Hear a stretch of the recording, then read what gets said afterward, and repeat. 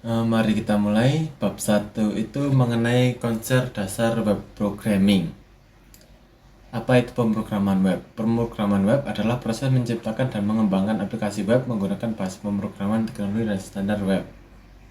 Aplikasi web ini nantinya akan bisa diakses melalui web browser dan memungkinkan pengguna untuk berinteraksi dengan konten dan layanan yang disediakan. Lingkungan dan pengembangan web. Yang pertama itu editor code.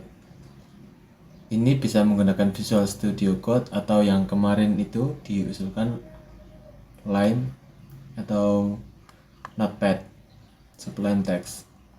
Untuk browser bisa seperti Chrome, Firefox, dan Safari. Server lokal ada pilihan Apache, Nginx, atau SAM. Untuk studi kasusnya kita akan menggunakan SAM. Dan URL, Uniform Resource Locator, alamat yang digunakan untuk mengakses web URL terdiri dari protokol. Ada HTTP, Hypertext Transfer Protocol, yang akan mendapatkan permintaan klien dan respon server melalui GET, POST, PUT, dan DELETE. Markup Language, bahasa yang digunakan untuk membuat struktur dan tampilan konten dalam halaman web. HTML adalah markup language yang paling umum digunakan untuk membangun struktur halaman web. XML digunakan untuk menyimpan dan mengirim data yang terstruktur. Struktur dasar HTML merupakan bahasa markup paling populer disusul Extendable Markup Language. Bahasa markup bukan bahasa pemrograman, oleh karena itu penyebutan bahasa pemrograman HTML sebenarnya kurang tepat. Format dasar HTML seperti HTML dan title di sini dan meta dari HTML-nya nanti akan di cover oleh sebuah custom yang disebut head, dan body ini nantinya akan seperti bagian web yang akan kita kembangkan. Head, bagian header dalam dokumen HTML biasanya berisi judul halaman web, bentuk secara umumnya seperti ini. Body ini dapat disisipkan teks, gambar, video maupun link. Seperti ini, link YouTube ini bisa disisipkan. HTML teks, instruksi perintah dalam HTML disebut teks, elemen, atribut, dan value. Sepertinya ini elemennya adalah font, atributnya color, dan value-nya itu red atau merah. Contoh HTML-nya seperti ini, bisa dicoba menggunakan live server ekstensi di Visual Code. Arsitektur klien dan server. Klien nantinya akan mengirimkan request ke server dan server akan merespon dengan data yang diinginkan. Untuk database nanti walaupun di sini tampilannya MySQL, tapi sepertinya nanti kita akan bukan PHP MyAdmin. Untuk framework, Laravel dan Bootstrap. Framework adalah kerangka kerja perangkat lunak yang menyediakan struktur, komponen, dan alat bantu untuk membantu aplikasi web dengan lebih cepat dan efisien. Berarti Laravel ini seperti software, dan nanti Bootstrap ini untuk styling. Web servernya adalah Apache HTTP Server Project. Web server adalah perangkat lunak yang mengelola permintaan dari browser dan mengirimkan halaman web ke pengguna melalui protokol HTTP. Version control ini Git adalah metode untuk melacak perubahan kode sumber selama pengembangan aplikasi. Responsive web design adalah pendekatan desain web yang memastikan tampilan dan pengalaman pengguna yang optimal di berbagai perangkat dan ukuran layar. Ini melibatkan penggunaan teknik seperti media queries, flexible grid, dan CSS framework seperti Bootstrap untuk mengatur tata letak dan tampilan halaman web secara positif. Testing dan debugging adalah proses penting dalam pengembangan web untuk memastikan aplikasi berfungsi dengan baik dan bebas dari kesalahan. Testing adalah proses verifikasi dan validasi untuk memastikan bahwa aplikasi web ini berfungsi dengan benar. Terus API, Application Programming Interface. API adalah antarmuka yang memungkinkan aplikasi web berkomunikasi dan berbagi data dengan aplikasi atau layanan lain. RESTful API adalah pendekatan populer yang mengembangkan API yang menggunakan protokol HTTP dan standar seperti JSON atau XML yang bertukar data. Untuk bahasa memprogramnya kita akan menggunakan PHP atau Hypertext Processor. untuk memulai PHP ada tagnya ini seperti tanda kurung, tanda tanya, lalu PHP ditutupi dengan tanda tanya dan kurung tutup. PHP conditional, misalnya itu ada if else. Jika ini adalah variabel dan value-nya itu 5. Ini penting di PHP ini untuk mendeklarasikan bahwa ini adalah variabel. Jika angkanya lebih dari 0, angka negatif. Jika lainnya, maka angkanya positif. Di sini value-nya adalah negatif 5, maka bisa dikatakan kalau angka itu adalah kurang dari 0, maka akan output angka negatif. Untuk switch menggunakan case 1, 2, 3, berbeda dengan if, else. Sepertinya ini hanya bisa menggunakan angka 1, 2, 3. Jika tidak ada angka yang dimasukkan, maka akan menggunakan default, tidak ada input yang cocok dengan pilihan Anda. Di sini value-nya 3, maka output inputannya adalah 3. PHP iset dan empty. Fungsi iset digunakan untuk memeriksa apakah suatu variabel telah diatur atau tidak. Sintaks fungsi ini sebagai berikut. Variabel nama bengkel coding.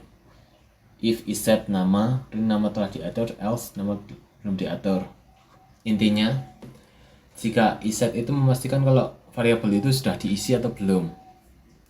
Seperti bengkel coding ini. Kalau tidak ada ini, mungkin akan menuju ke else nama belum diatur. Seperti ini. Fungsi empty digunakan untuk memeriksa apakah variabel ini kosong atau tidak. Jadi ini sebenarnya keterbalikan dengan isSet. Untuk PHP loopingnya kita bisa menggunakan for, while, do while, dan for each. Untuk for-nya kita angka pertama, selanjutnya untuk rumusnya itu batasnya berapa, dan ini adalah peningkatannya. Plus itu iterasinya. Terus while di sini jika x itu kurang dari 5 maka akan mengeprint x.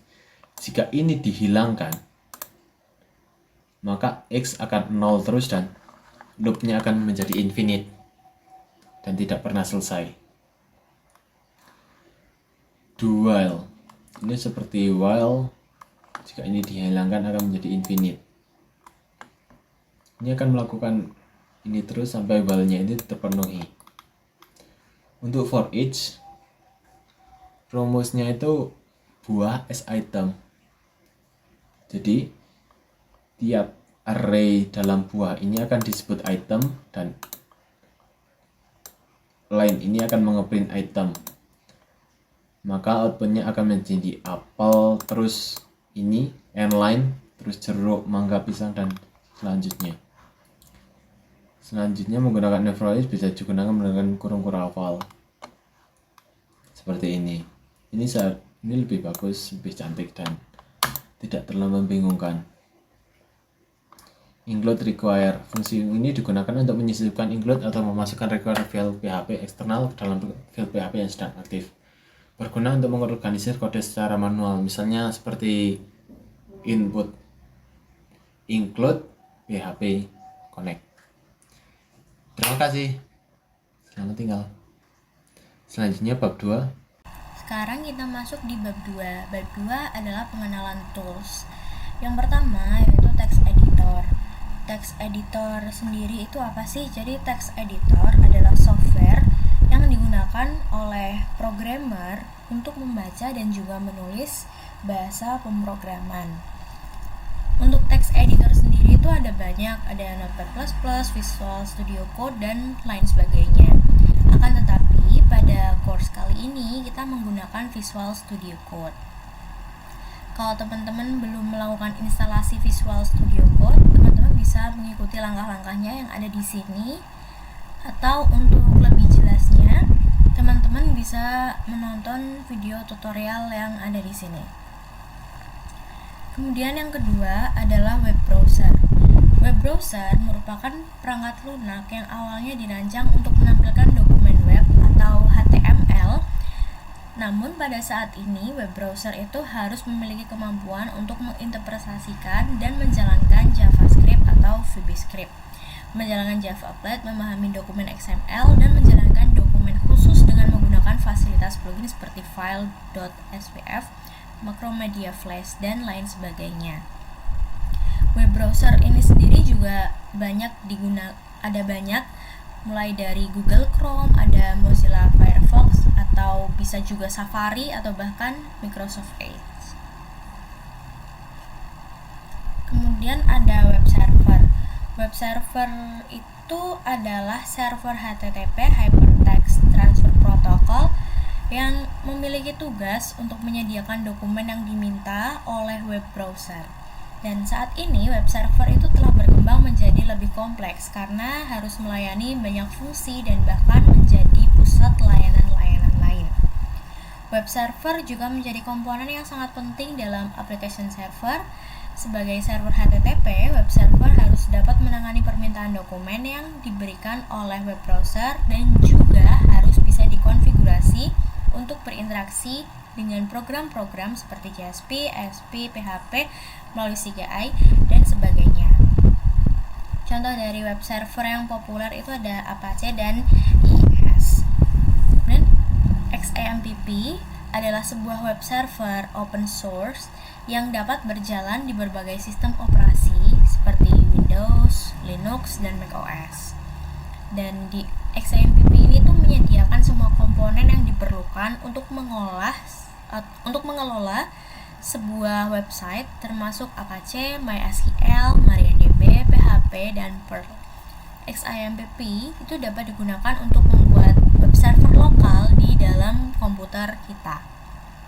Nah, kalau teman-teman itu belum melakukan instalasi XAMPP, teman-teman bisa melakukan instalasi dulu, mengikuti langkah-langkah yang ada di sini, atau jika teman-teman masih merasa kesulitan mengikuti langkah-langkah ini, bisa menonton video yang ada di sini.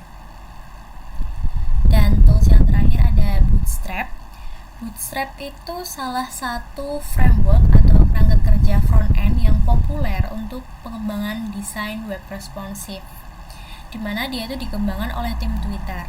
Bootstrap menyediakan serangkaian komponen dan gaya CSS yang dapat digunakan untuk membangun tampilan web yang konsisten, menarik, dan responsif secara cepat. Untuk cara instalasi Bootstrap-nya, teman-teman bisa ikuti di sini, atau kalau misalkan teman-teman masih kesulitan, teman-teman juga bisa menonton video tutorialnya di sini.